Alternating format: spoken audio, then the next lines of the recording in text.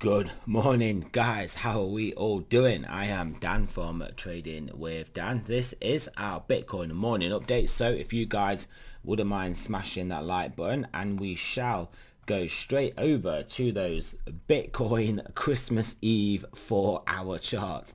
As you can see, we are having a nice move up in price action here.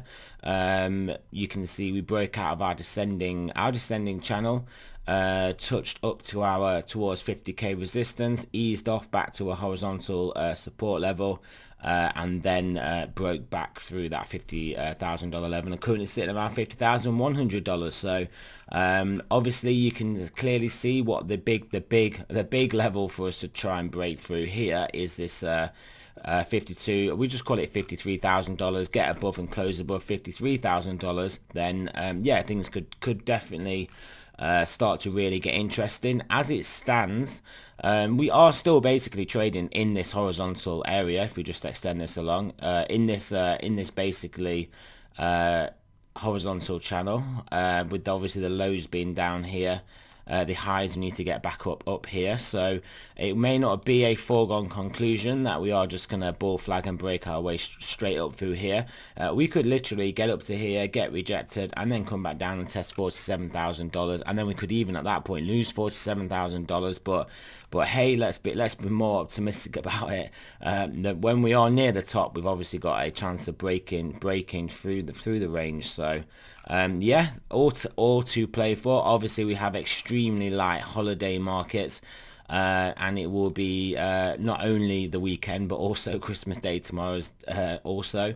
We can potentially expect the unexpected over the weekend. I mean, who really knows with these thin markets? If I had to guess though, I think the liquidity is to the upside if we can short squeeze this market above 53, and then literally maybe even pump it up towards pump it up towards the mid 50,000s. That would obviously be pretty good.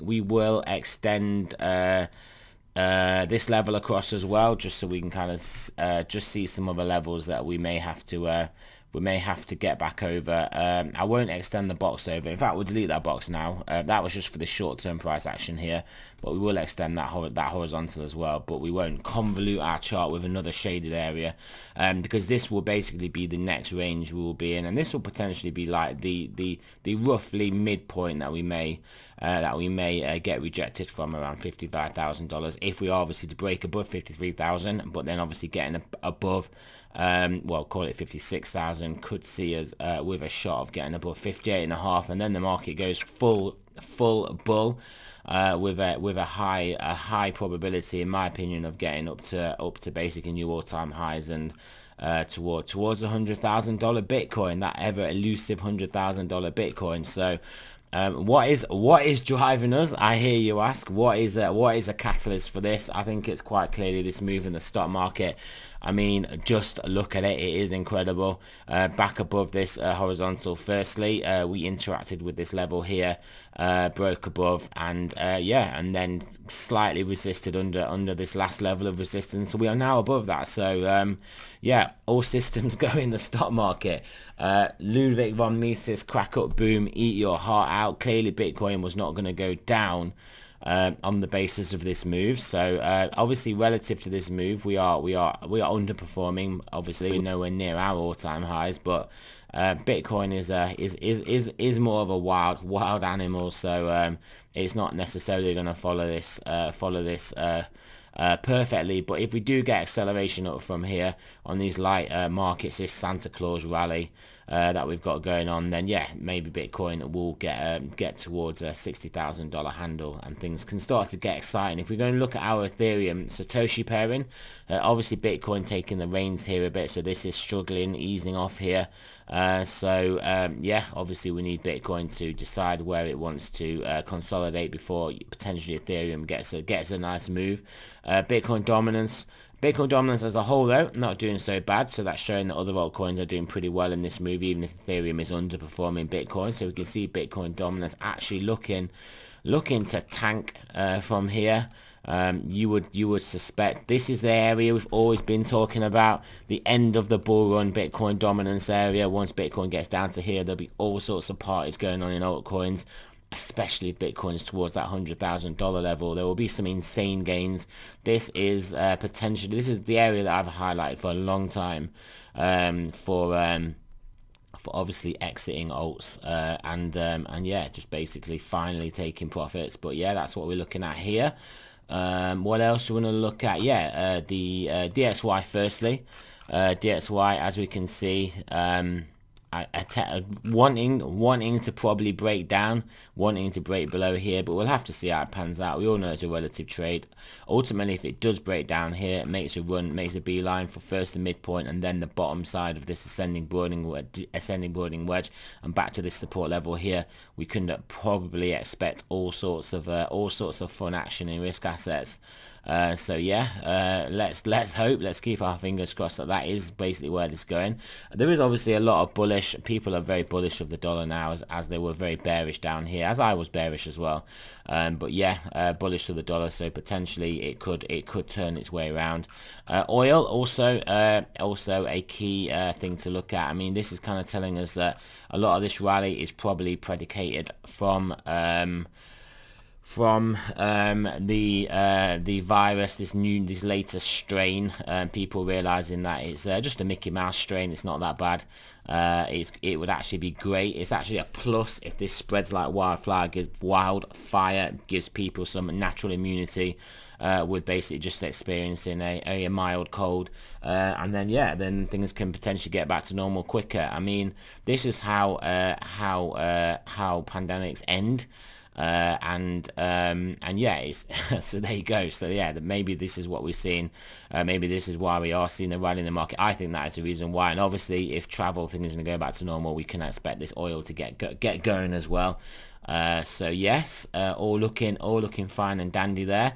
10-year also pricing in a little bit of a risk on, as we can see. If we get above here, get back into this zone, as long as we stay below 2%, back up here is not too bad, I wouldn't say. Just we don't want to, well, like I said, we don't want to be over 2%.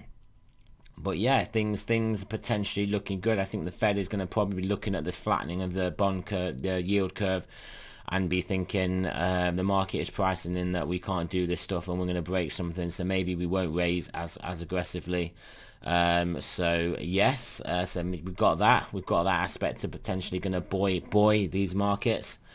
Yeah, so I mean, it won't be good for inflation. Inflation's still going to run hot, but also we all know they need inflation to inflate away all the debts. I mean, that is a game. They're not realistically trying to tame inflation. They're trying to basically tame people's paying attention to it, and then concerns of it. They're not actually trying to stop it.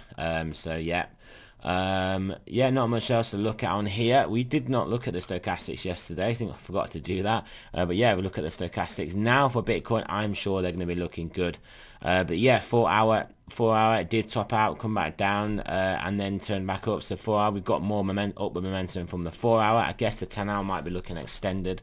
But we shall see. Yeah, 10 hour pretty extended, but still pointing up, so that is all fine. 12 hour up there, looking to potentially top out, but they've done their job. They got us up there. Now it's these. It was the two. Now it's these ones we need to get going. Daily moving up very nicely here.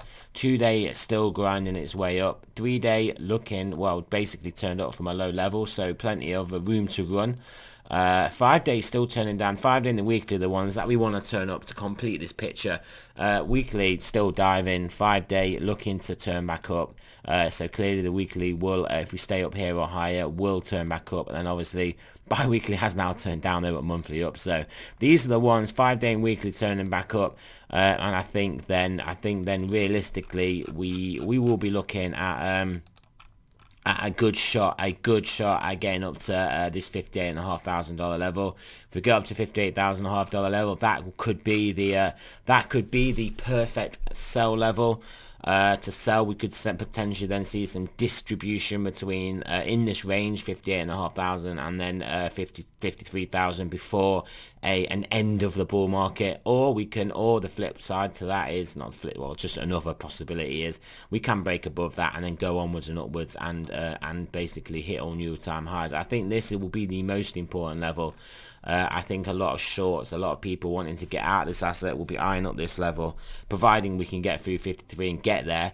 And then if that is the case, if we don't have the strength to break above, expect to get distributed all over in this range before we tank. So there should be plenty of time to realize what is going on here, and then to sell if we break back below there, and then obviously if we get back above. But I think this is the most important range here. Break above here, break above this 58,500, yeah, new all-time highs, get resisted there, come back down, lose this horizontal, fall back into this zone. Game over, guys. Plus that, this is our new potential higher low. So if we take out that higher low, then yeah, I mean, there we go. We basically ended that uptrend. So that is what we are looking at here. It is all to play for. So yeah, there you go, guys. Yeah, happy Christmas Eve. That is the one. Hope you guys are having a great Christmas week, and hope you guys have got great plans for tomorrow. Thank you for listening. This is not financial advice. I'm not a financial advisor. Always do your own research, and I shall speak to you guys soon.